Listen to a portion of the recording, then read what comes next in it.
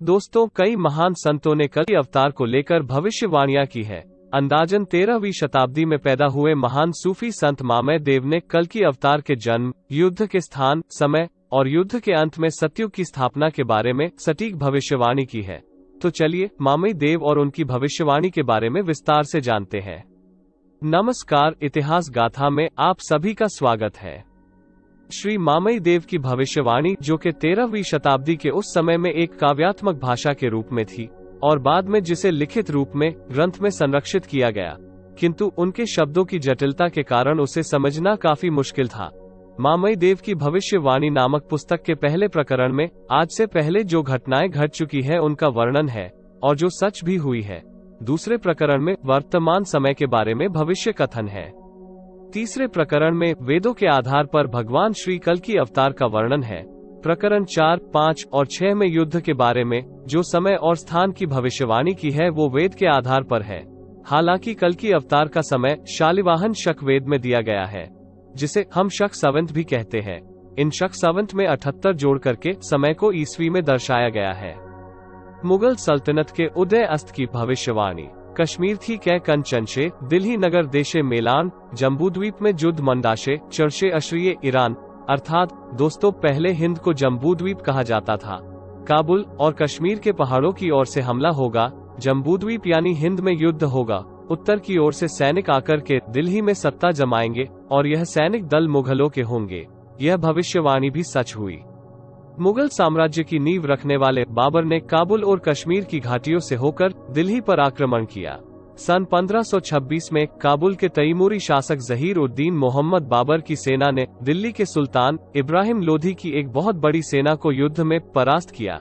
युद्ध 21 अप्रैल 1526 को पानीपत के निकट लड़ा गया था। तद उपरांत मुगल सल्तनत के सामने एक स्त्री संग्राम करेगी। यहाँ गोंड की रानी दुर्गावती की जवामर्दी का उल्लेख है। मामय देव की भविष्यवाणी के अनुसार 3 सुल्तान भारत पर आक्रमण करेंगे। यह बात सच हुई। मोहम्मद गजनवी, घोरी और तीसरे तैमूरलिंग ने हिंद के मंदिरों का नाश करके लूटपाट कर कुछ समय सत्ता पर राज कर सारा खजाना लूट कर चले गए। उन शासकों के बाद 7 वंश के सुल्तान दिल्ली की गद्दी पे अपना हक जताने संघर्ष करेंगे।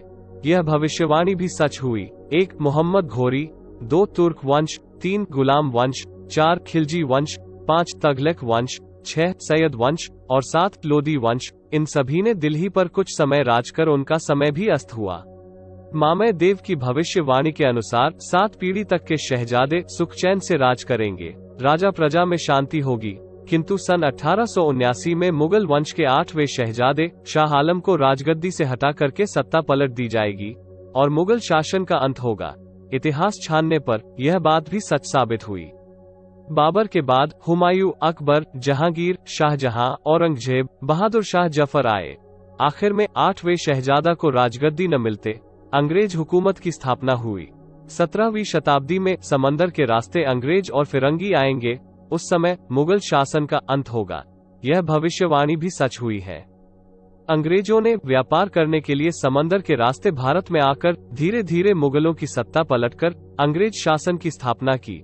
यह बात भी सच साबित हो गई। संत श्री मामय देव ने अंग्रेजों की हुकूमत के अंत के बारे में भी भविष्यवाणी की थी, जो कुछ इस प्रकार है।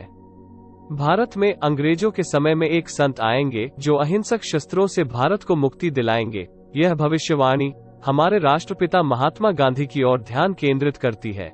मामय देव के अनुसार दिल्ली के तख्ते पर रानी राज करेगी। लोग उसकी शोभा बढ़ाएंगे और स्त्री शासन को सम्मान देंगे। यह श्रीमती इंदिरा गांधी की ओर इशारा करती है। इंदिरा गांधी में एक विशिष्ट संगठन शक्ति थी, जिसके द्वारा संपूर्ण भारत में बहुमति हासिल कर प्रधानमंत्री के पद पर पहुंची और समाज हित में काम किया। भारत की गुलामी और आजादी के दौर के बारे में श्री मामय देव ने 13वीं शताब्दी में ही भविष्यवाणी कर दी थी, जो सच साबित हुई।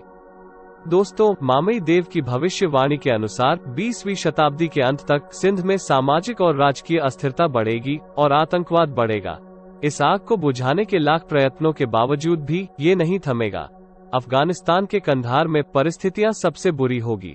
अफगानिस्तान में सत्ता पलटेगी और बाहर से लश्करी हमला कर दूसरे लोग कब्जा करेंगे। हाल में अफगानिस्तान और वहां के हालातों से हम सभी परिचित हैं। दोस्तों, कलयुग के अंत में क्या होगा और सतयुग की भविष्यवाणी क्या होगी, वो अगले वीडियो में भगवान श्री मातंग देव और श्री मामई देव की भविष्यवाणी में जानेंगे। तब तक के लिए लाइक, शेयर और सब्सक्राइब करें हमारे चैनल को और देखते रहिए इतिहास गाथा। धन्यवाद।